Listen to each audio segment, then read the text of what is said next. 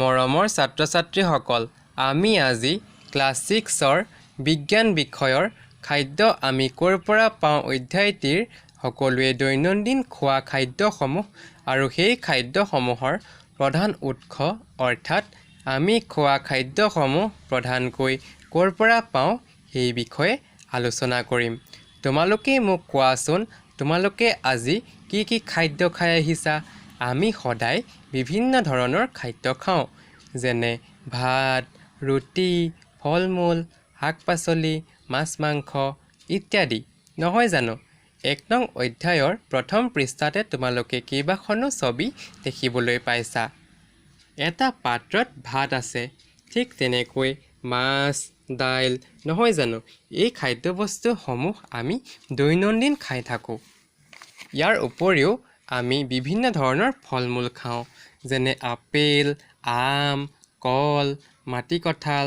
কেতিয়াবা আমি বিভিন্ন ধৰণৰ মাছ মাংস খাওঁ, কেতিয়াবা আমি কুকুৰাৰ পৰা পোৱা কণী খাওঁ, নহয় জানো? এই খাদ্য সামগ্ৰীসমূহৰ পৰা আমি জীয়াই থাকিবলৈ শক্তি পাওঁ। লগতে এই খাদ্যসমূহে আমাক শৰীৰটো বৃদ্ধি আৰু বিকাশ হোৱাটো সহায় কৰে।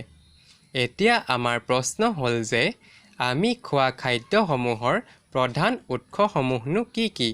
অৰ্থাৎ এই খাদ্য সামগ্ৰীসমূহ আমি প্ৰধানকৈ ক'ৰ পৰা পাওঁ?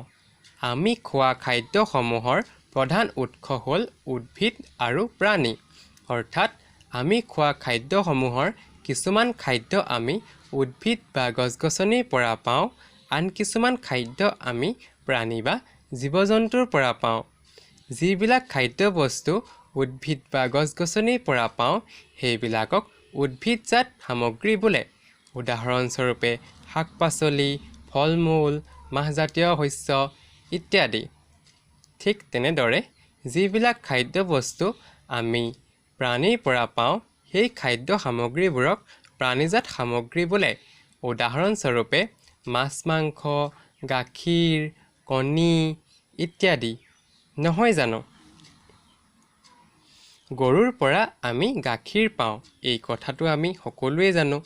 এতিয়া এই গাখীৰৰ পৰা আমি বিভিন্ন ধৰণৰ খাদ্যবস্তু প্ৰস্তুত কৰিব পাৰোঁ, যেনে মাখন, ক্ৰীম, চানা, দৈ ইত্যাদি। এই খাদ্যবস্তুসমূহ আমি সকলোৱে চিনি পাওঁ, নহয় জানো? আৰু এই খাদ্যবস্তুসমূহ আমি প্ৰাণীৰ পৰা পাওঁ। ঠিক তেনেকৈ কুকুৰাৰ পৰা আমি মাংস পাওঁ, কণী পাওঁ, ছাগলীৰ পৰা আমি মাংস পাওঁ। সেইবাবে এই খাদ্যবস্তুসমূহক প্ৰাণীজাত সামগ্ৰী বোলে। এতিয়া চোৱাচোন, তোমালোকৰ কিতাপত এখন তালিকা দি থোৱা আছে। 1 নং 3 তালিকাখনত খাদ্যবস্তু প্ৰস্তুত কৰাত প্ৰয়োজন হোৱা উপকৰণ আৰু সিহঁতৰ উৎসসমূহ দিয়া আছে। প্ৰথমে উদাহৰণ দিছে টেকেলি পিঠা। টেকেলি পিঠা বনাবলৈ আমাক চাউল লাগিব, গুড়, নাৰিকল, নহয় জানো? পানী। এই সকলোবিলাক খাদ্যবস্তু আমি উদ্ভিদৰ পৰা পাওঁ, সেয়েহে এইবিলাকক উদ্ভিদজাত সামগ্ৰী বোলে।